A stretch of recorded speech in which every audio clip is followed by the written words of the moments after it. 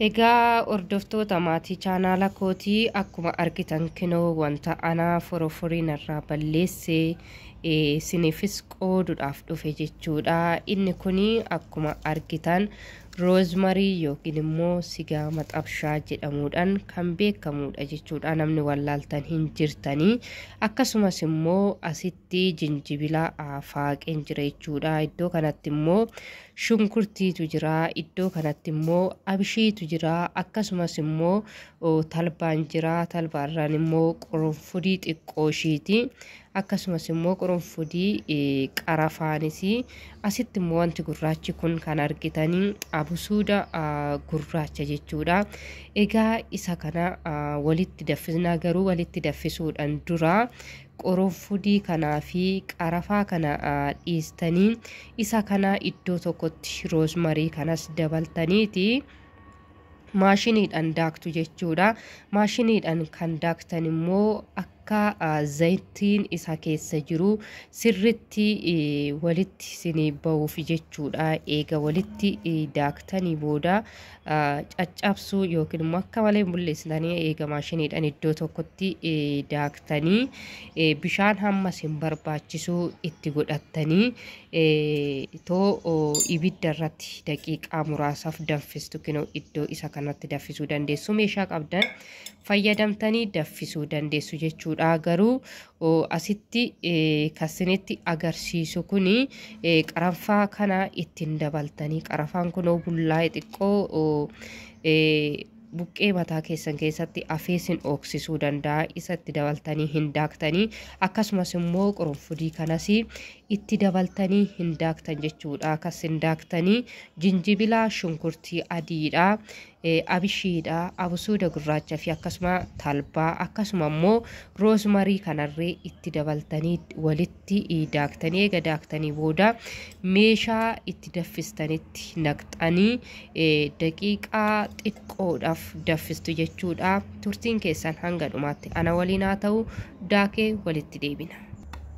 Asitti daakeen jira jechuudha. Ani kanan daakee maashinii juusii kanatti yoo maashiniin qabaanne immoo tumuu dandeessu jechuudha. Rakkoon qabu.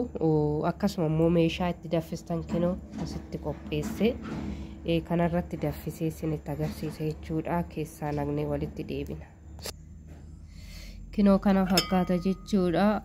Sa'aatiiwwan adeemeef dukkanaa jira. Kinoo akkanatti walitti daaktu.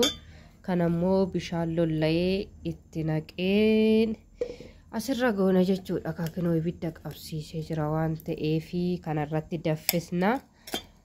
Bishaanicha itti naqeen jira. As keessa kan waliigala kan jiru abishii, abusuuda gurraacha, talbaadha. Akkasuma immoo jinjibila, shunkurtii adii fi roozmarii yookiin sigaa maxabshaa jedhamee kan beekamu kana walitti naqee ibidda irra godhechuudha. Suuta jedhee akka daffuufini warroonni immoo ganaa kasala hin qabsiisu jettanis istoovii gubbaa gochuu dandeessu akka inni dafee isinii daffu. Achiin booda wanti afuu qarafaa fi qurunfudii kana jechuudha. Qarafaaf qurunfudii hin daaktasiniin jedheera. Amma itti maktu.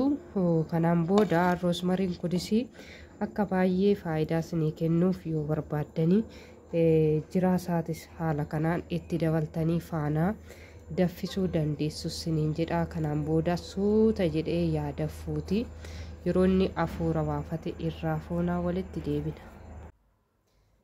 Egaa uummata keenya arra zayitii samoona hojjadhe sana dibadhee isinitti agarsiisuuf hin deemaa jira jechuudha. Dhugaa dubbachuudhaa fi baay'ee garaagarummaa qaba. Rifeensi kootis zayitii immoo hojjadhes kinoo ilaaluu dandeessu isiniin jira.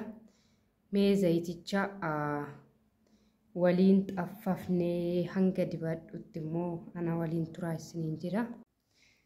Zayitichi hojjetame kinoo kana fakkaata jechuudha. Kunkaa guyyaa turtii guyyaa lamaan booda jechuudha. Kana keessaa xaffafeen isinitti agarsiisaa.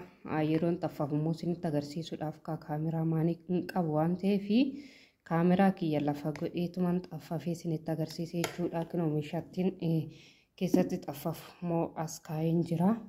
Wanni hundaafuu keessaa cuuffanii maaliif akkanatti waliin dibachuun ta'u rifeensa keessaa hin ba'u jechuudha. Dirqama inni kun keessaa xaffafamuu qaba. Naan booda walitti deebinaa jechuudha. Egaa hordoftoota keenya zayitiin turtii guyyaa lamaan booda jechuudha. Akkanatti keessaa cuuffeen jira kun an keessaa cuuffame jechuudha. Kun amma osakkaatti dibatamee jechuudha. Mataa keessanirraa hin ba'u baay'ee sin rakkisa. Garuu kan keessaa cuuffame isinitti agarsiisa jechuudha. Argitanii isa kanaa jechuudha kan keessaa cuuffame. Kana jechuudha. Akkatti wal harkisu harkisanii baay'ee tokko wal harkisa. Eega dibattanii booda yoo baay'ate sa'aatii tokko sa'aatii lama turuu qaba jechuudha. Ijoolleen mana madaamii jirta sa'aatii tokko tursiisuu dandeessu. Kun keessan immoo sa'aatii lama tursiisuu dandeessu jechuudha. Egaa akkatti keessaa cuuffitanii booda harkaanis dibachuu dandeessu yookiin immoo meeshaa kana yoo qabaattanii isa kanattis naqattanii akkanatti dibuu dandeessu jechuudha. Isa kanatti naqeen walitti deebiname. Kaakkinoo asitti naqeen jira jechuudha. Zayitii qopheeffame sana asitti naqee eegan qadaadii booda keessa rifeensa kootii akkasumas immoo hanga caafii isaatti diba jechuudha. Dhugaa dubbachuudha fi baay'ee tokko si fayyadaa itti fayyadamaadha siniin jedha. Baay'ee tokko si fayyada jechuudha. Yeroo immoo itti dibdanii raawwattanii akkana daqiiqaa 5f maasaajii gochuu qabdu yookiin immoo rifeensa keessan kana sirriitti sukkuumuu qabdu jechuudha. Haala kanaan yoo fayyadamtanii foroforiin na rakkisee jira. Rifeensa koo bubuqqee na rakkisee rifeensi koo akka malee diimatee na rakkisee akkaman godhaa jettanii wanni isin dhiphattaniif tokko iyyuu hin jiru siniin jedhaa yaa saba kooyi. Kanaaf itti fayyadamaadha. Baay'ee tokko na baay'ee na fayyada jechuudha dhugaa dubbachuudha fi foroforiin dursa baay'ee na rakkisee garuu eega wanta kana immoo itti fayyadamee dibachuu eegaleetiin kanan furmaata argadhe jechuudha. Dursa amma miiccee eega rifeensi koo gogeetii yeroo filuu rifeensa koo keessaa akka wanna daaraa jechuudha. Akkasitti keessaa ol kakaa ture. Amma garuu eegan kana fayyadameetii foroforii dhumti wanti jedhamu narraa badaa jechuudha. Narraa badees jira. Kanaaf hundi keessanii warri foroforiin sin rakkisu isa kana qopheessitanii itti fayyadamuu dandeessu. Dammoo wanna baay'ee gatii baay'ee sin gaafatu miti. Amma fakkeenyaaf kan akka shaamboo kan akka qibaatiiwwan garaagaraa foroforiin balleessa jedhama. Garuu soba wanneen ani yaalin hin jiru. Qibaatii garaagaraas biteen jira. Garuu isa kanarraa furmaata argadhe jechuudha. Sinii galee kanaaf qibaatii gatii olaanaadhaan bittanii fayyadamuu irraa isa kana manuma keessan kan jiru shunkurtii, abishii, abusuuda gurraacha, roosmarii yookiin immoo sigaa maxabshaa isa jedhamu jechuudha. Isa fayyadamtanii akkasumas immoo talbaa, qurunfudii gurraacha kanneen kana fayyadamtanii haaluma salphaadhaan rifeensa keessan tiriit gochuu dandeessu yookiin immoo kunuunsuu dandeessu jechuudha. Foroforiidhaafis baay'ee furmaata gahaa argattu siniin jedha hordoftoota kooyi. Kanaaf jennaani dibachuu itti fayyadamuu hin dhiisina. Egaa hordoftoota koo kunoo haala kanaan dibadheen jira jechuudha. Kunoo caafii isaas haala kanaan eega dibdanii raawwattanii fi daqiiqaa 5f rifeensa keessan masaaj gootu yookiin immoo haala kanas sukkumtu jechuudha. Maaliif jennaani yoo isin sukkumuu hin baanne rifeensuma keessan gubbaa taa'a malee gara gogaa keessanitti yookiin immoo gara buqqee mataa keessanitti keessa gadi hin darbu jechuudha. Kanaaf dirqama dibdanii akkanatti daqiiqaa 5 sukkumuu qabdu jechuudha. Daqiiqaa 5 sukkumuu qabdu haala kanaanii.